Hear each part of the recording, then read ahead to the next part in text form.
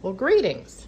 This is the final 6-service math YouTube video of the 2019-2020 school year. You can see I've entitled it Frequent Oopsie Cadoodles. So I'm just going over a couple of things that there were a couple questions on quizzes that talked about things that kids are still having a hard time with, and just some of the newer information that I've still seen some challenges with. So this is all a review. It'll be fairly straightforward, and then you'll have an assignment where you will see much of this. So off we go here. Borrowing with fractions is something that kids mentioned they're still having a hard time with. So I'll remind you, when you add and subtract fractions, you need a common denominator, and that's where we use the skill of finding the least common multiple. So I'm looking for a common denominator between fifths and eighths. So that means if I'm counting by fifths or fives or eighths, what's the first number I land on? Well, that first number would be 40. Could you use a larger number? Yes, but we call this the least common denominator. It helps us with our simplifying at the end, meaning it reduces the simplifying opportunities there. So 5 times 8 is 40. So 2 times 8 is 16. That's how we find the numerator. 8 times 5 is 40 here. 7 times 5 is 35. And here comes the problem. If you have 16 sticks of gum, for instance, you cannot give me 35.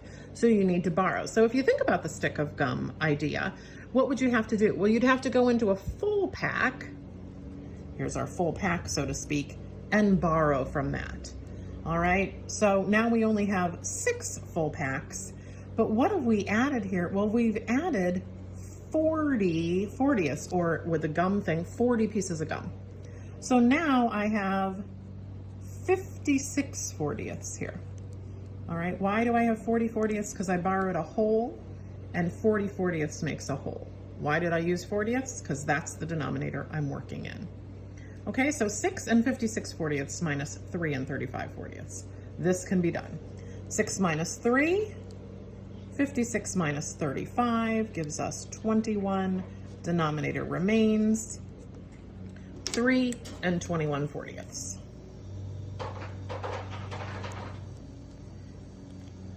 That's my ice maker in the background, and per usual, someone has started to mow their lawn. All right, good times here. Division of fractions was another thing that came out from that quizzes question, where you were selecting the thing that was most challenging with fractions. So we're gonna go over that. First step is to change those to improper fractions. So 10½ as an improper fraction is 21 halves. How'd I get that? 2 times 10 plus 1, keep the denominator. This step is just changing these to improper fractions.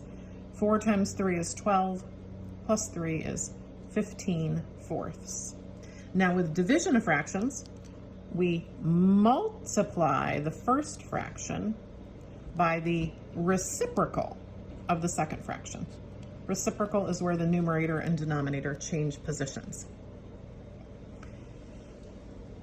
Where are my pre-simplifiers out there? What do you see? I bet a lot of you see that the 2 and the 4. So the 2 goes into itself once, the 2 goes into 4 twice.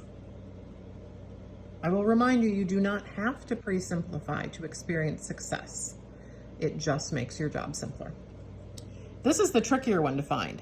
15 and 21, they share a factor. They share 3. So 3 goes into 15 5 times, 3 goes into 21 7 times. Now we multiply numerator times numerator, denominator times denominator, and change that back into a mixed number.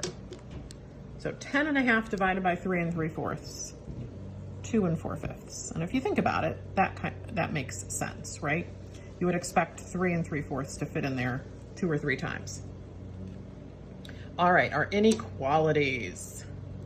So Fred had a limit of 25 M&Ms a day. So what does that look like? Well, we have a limit of 25. So we know 25 is involved. A limit means That's as many as Fred can have. So Fred needs to have less than 25. The question is, can he have 25? Is a limit of 25, does that include 25? Yes, it does. And if Fred has a limit of M&Ms, I bet Fred will count out 25. I'm sure he will take every single M&M he can get. I know I would. So what does that look like here? Well, again, 25 is our boundary point, we call it. And so that's the action here. And we know it's a less than idea, so we're shading. He can have 25 M&Ms, he can have 19 M&Ms, he can have 3 M&Ms. And is 25 a possibility? Yes, that's what this line under here means. X is less than or equal to 25, so that gets shaded in. All right, Jim committed to jogging at least one time around his neighborhood every day. All right, what does that look like? So X and 1, those are involved. At least one time around his neighborhood. So if he goes 3 times, that's all right also. But if he only gets halfway around and quits, that's not what he committed to. So it's greater than or equal to 1. If he goes around once, he's keeping his commitment. If he's going around 1.5 times, he's keeping his commitment. If he's feeling super energetic and goes around 5 times, great. He is keeping his commitment. So here's our 1.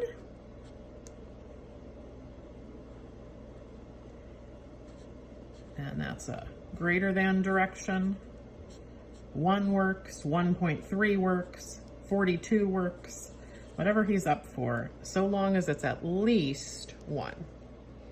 And then our newest material is our data work. Find the mean, median, mode, and range of this data set. And here are our numbers. Now I'm going to do this in kind of a non-conventional order. I really like getting things in order numerically, and it's required for the median. So I'm going to jump here and do the median first, actually. So the requirement, you have to do this for the median, is to line them up from least to greatest. So I've got 1, 2, 4, 5, 5, and 7. I have 1, 2, 3, 4, 5, 6. 1, 2, 3, 4, 5, 6. I often like to do that, make sure I have all my data there.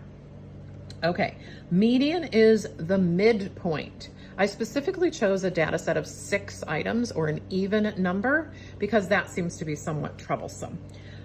Again, we haven't been able to spend as much time as we normally would have spent with data, so you have fewer experiences with it. So where's the middle? Well, the middle's right here.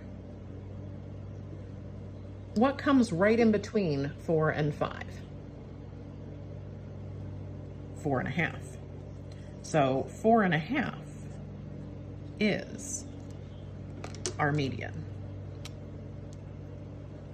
So one way of thinking about that one was fairly easy. We can find the midpoint of 4 and 5 fairly easily. But if you had 14 and 17 or something like that, one way of doing that is adding them together and then dividing by 2. All right, so the median is the true middle of the data set. And when you have an even number of numbers, that gets a little tricky. There's like one more thing you got to remember. Okay, so I want to talk about that. All right, so mean, now we're going to add all those numbers together and then divide, in this case, by 6. So let's see, when I add things, I like to do them in like a sensible way. So I'm going to say 5 and 5 gives me 10. Right? 10, 15 plus 9. So 5, 5, 5, basically 15 plus 9. So I've got 24 and I've got 6 pieces of data. So our mean is 4. Why did I divide by 6? Because we have 6 pieces of data. All right, mode, the number that appears the most often. You can have data sets that don't have a mode. So if every single number appeared only once, you'd have no mode. You can have data sets that have more than one mode. So if I had another 4 in here, 4 and 5 would be the mode. All right, but in this case, 5 is the only number that appears more than once. It's the most frequent number. And range, that's our newest one. So again, I find this to be helpful for the median, the mode, and the range. If you have them all lined up, it's easy to see if you have any repeats.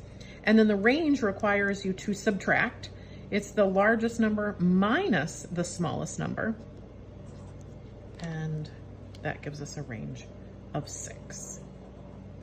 So there you go, kids. That's a real speedy, quick recap of some of the things that have been giving kids some trouble, just some highlights.